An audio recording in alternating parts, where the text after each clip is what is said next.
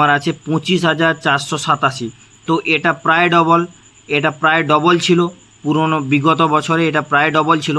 তাই এবছর অনেকটা বেশি চান্স আছে যে নাম্বার বেশি যাবে, বিভিন্ন জায়গাতে নাম্বার বেশি যাবে। লাস্টে আমি একটা আনুমানিক নাম্বার বলবো যে সেই নম্বরটা পর্যন্ত হারলি যাবে।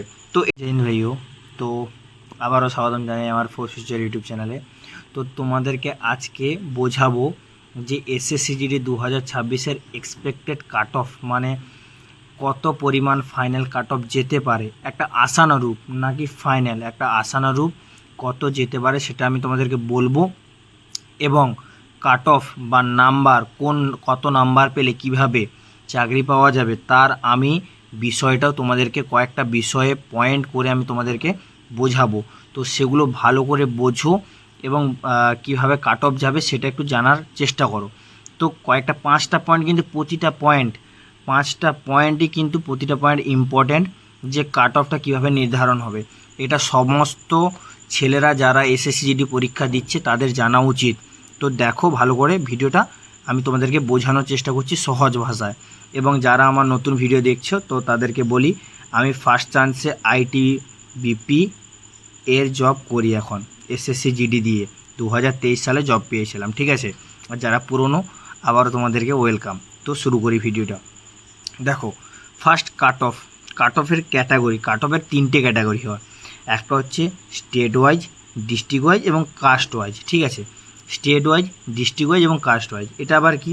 স্টেট মানে তুমি ইউপি, বিহার, ঠিক আছে, ইউপি, বিহার, দিল্লি, রাজস্থান, এগুলো রেড জোন বলতে গেলে এক প্রকার, ঠিক আছে। কারণ এগুলোতে হিন্দিভাষী সব থেকে বেশি, তো সেক্ষেত্রে অনেক বেশি কাট অফ যায়, মানে বেশি নম্বর পেতে হবে তবে গেলে তোমার চাকরি হবে, ঠিক আছে। এটা একটা নর্মাল, বুঝতে পারলে।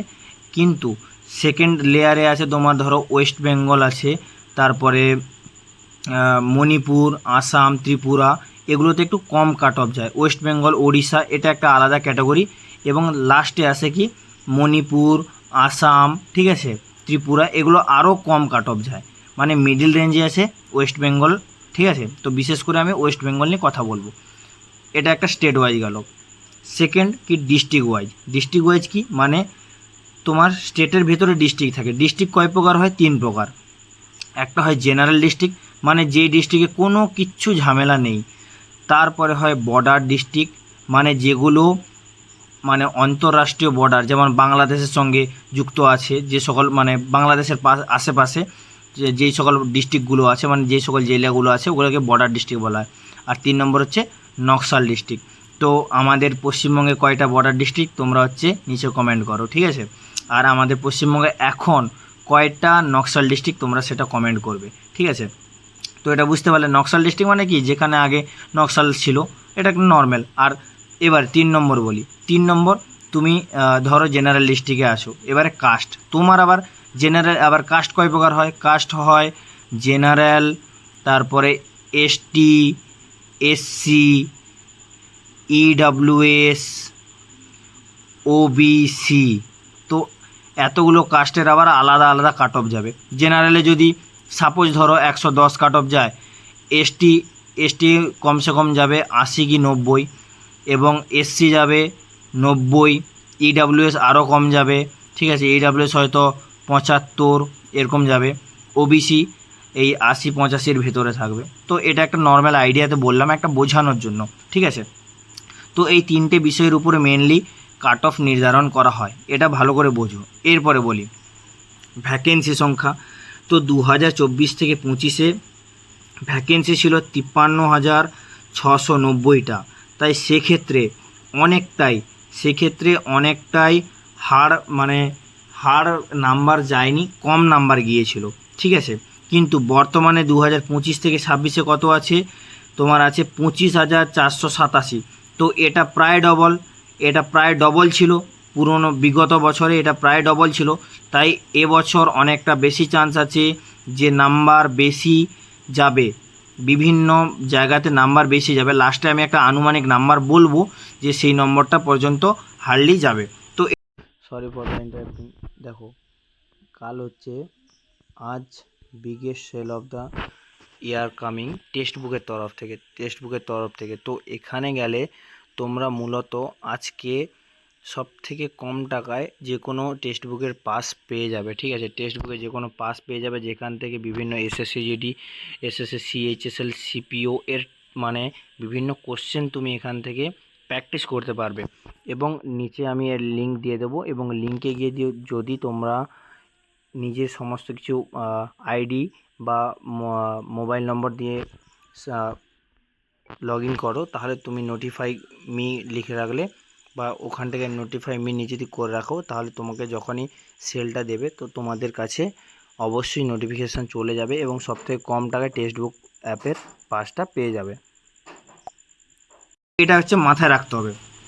এরপরে আরও বড় চেঞ্জ কী আছে, কোশ্চেন মেকারটা হচ্ছে এডিকুইটি মানে একটা সংস্থা, যে সংস্থা কোশ্চেন বানিয়েছিল। আগে বানাতো হচ্ছে টিসিএস, আমি যেই সময় চাকরি পেয়েছিলাম তখন টিসিএস বানাতো, মানে টাটা কনসালট্রি সার্ভিস, ঠিক আছে।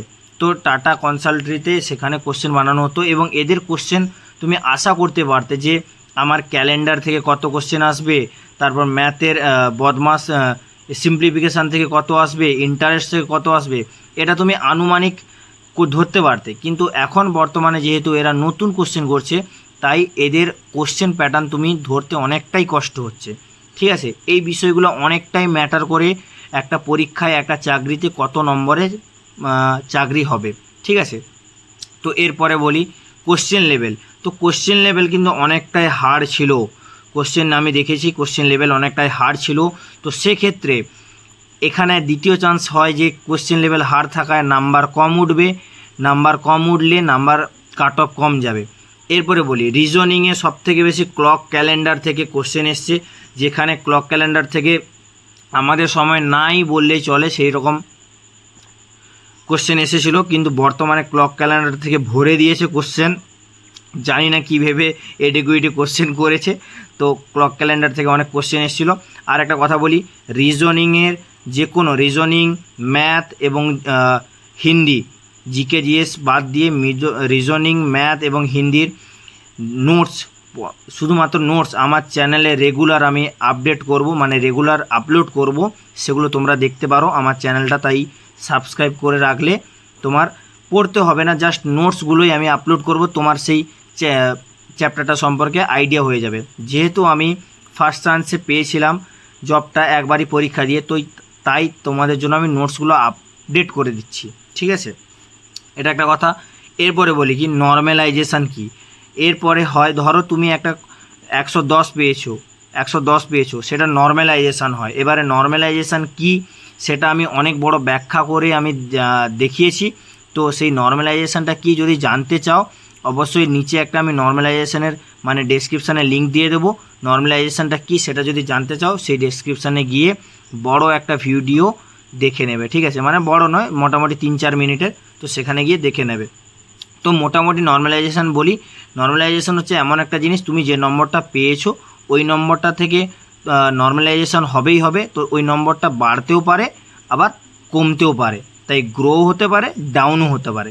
তো কেন হবে, কয়েকটা বিষয়ের উপর নির্ভর করে, সেইটার জন্য আমি ডেসক্রিপশানে ভিডিওটা দিয়ে দিয়েছি লিঙ্কটা, সেখানে গিয়ে তোমরা দেখতে পারো, ঠিক আছে।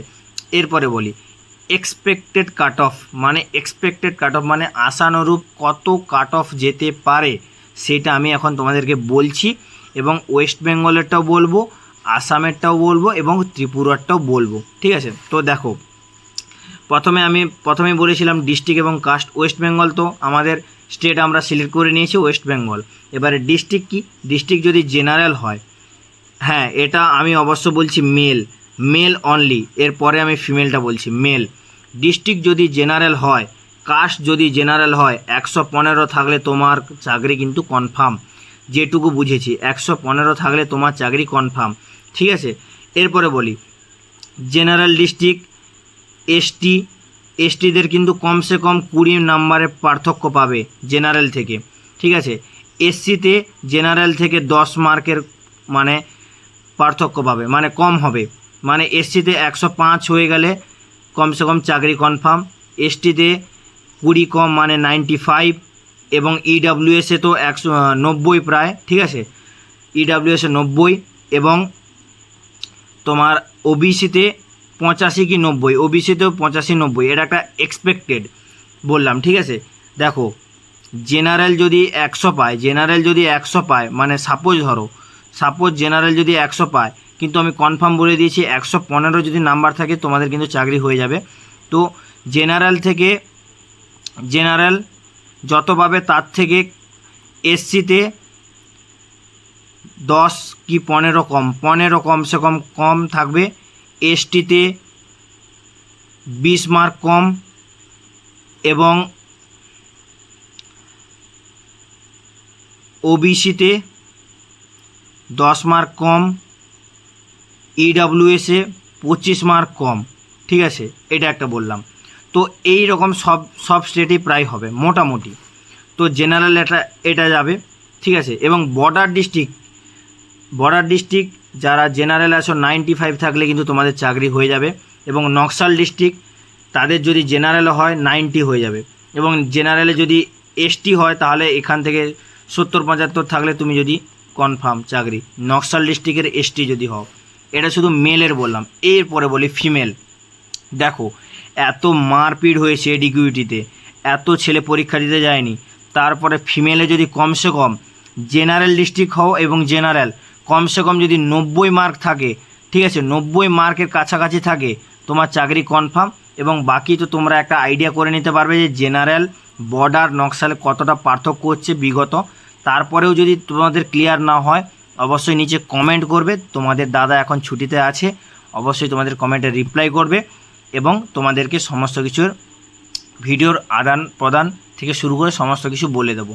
আর এতক্ষণ যদি ভিডিওটা ভালো লাগে অবশ্যই আমার চ্যানেলটাকে সাবস্ক্রাইব করো, লাইক করো এবং শেয়ার করে বন্ধুদেরকে জানাও যে এসএসসি জিডি কী এবং এখান থেকে কিভাবে চাকরি পাওয়া যায়। তো দেখা হচ্ছে নেক্সট ভিডিওতে।